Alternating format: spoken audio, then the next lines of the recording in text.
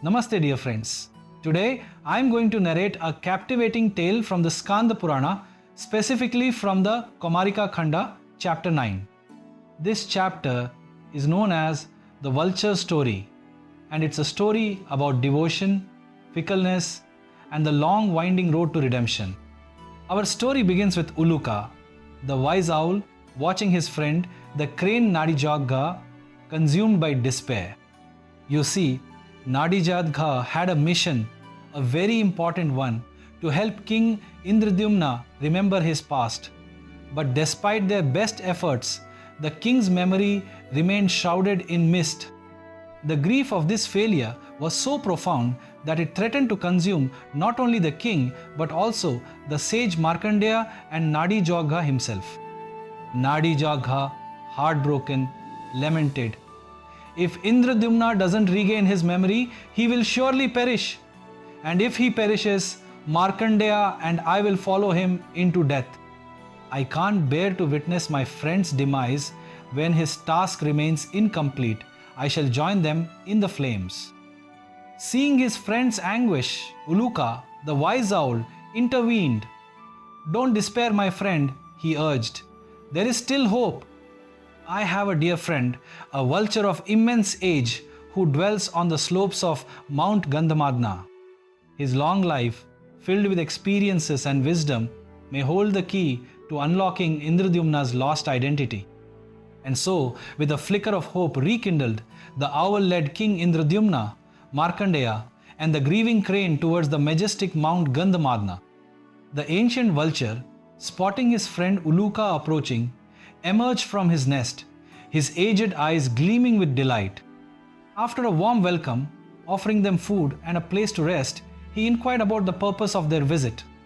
Uluka explained their predicament, emphasizing the crane's unwavering resolve to die if Indradyumna's memory remained lost. He implored the vulture, "If you know this king, please reveal his identity and save us all. Your wisdom, gleaned over countless years, is our only hope." The vulture listened with utmost attention, his ancient head nodding slowly. When Uluka finished, he replied, "Since my birth, 56 kalpas have passed. Imagine that, friends. 56 kalpas. And yet, in all that time, I have neither seen nor heard of a King Indradyumna." Indradyumna, though disheartened by this news, was struck by the sheer immensity of the vulture's lifespan. He couldn't help but ask, "How is it possible that you have lived for so long? What is the secret of your longevity?" The vulture, his voice raspy with age, began his tale. "In a previous life," he said, "I was born as a monkey, restless, impulsive, always getting into mischief. One spring, on the 14th day of the bright half of Chaitra, during the auspicious Hasta constellation and Harshana Yoga, the Damanaka festival was being celebrated at the Jagdyogeshwara Shiva temple.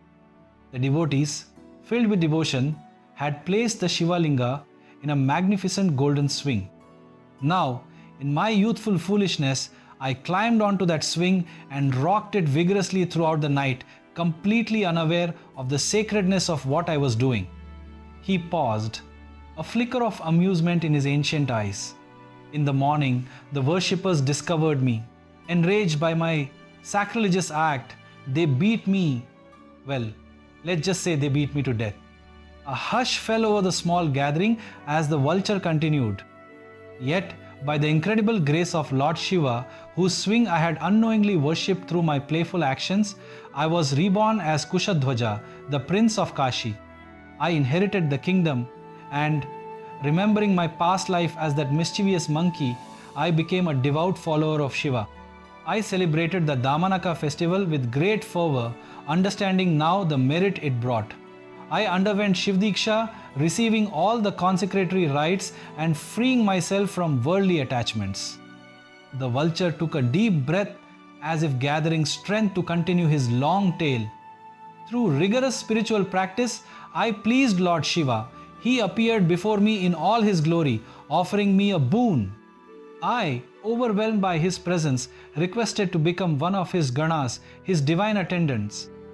My wish was granted, and I received a magnificent aerial chariot adorned with jewels and celestial fabrics to traverse the heavens. His voice took on a somber tone.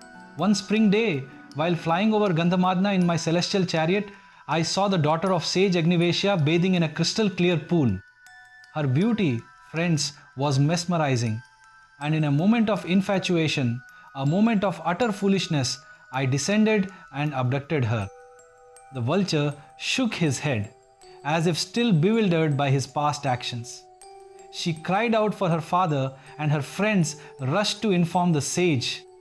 Agnivesha, enraged by my transgression, rose into the sky. Through the sheer power of his penance, he stopped my chariot mid-flight. He mimicked the sage's booming voice. "You have seized my daughter as a vulture snatches its prey. Therefore, become a vulture." Terrified, I begged for forgiveness. Moved by my pleas, he modified his curse, stating that I would be released from this form only when I helped a king named Indradyumna regain his memory. The vulture concluded his story, his voice filled with a mixture of regret and hope. Thus, I became a vulture, a direct consequence of my actions. My royal birth was a blessing from Lord Shiva, a result of my unintentional worship. But my impulsive act, driven by infatuation, brought about this curse. Now, perhaps by helping you, King Indradyumna, I can finally attain liberation.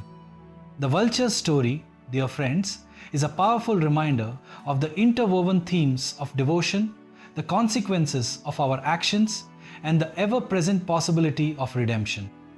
The seemingly random act of rocking Shiva's swing led to a royal birth, while a single moment of infatuation resulted in a curse that spanned lifetimes.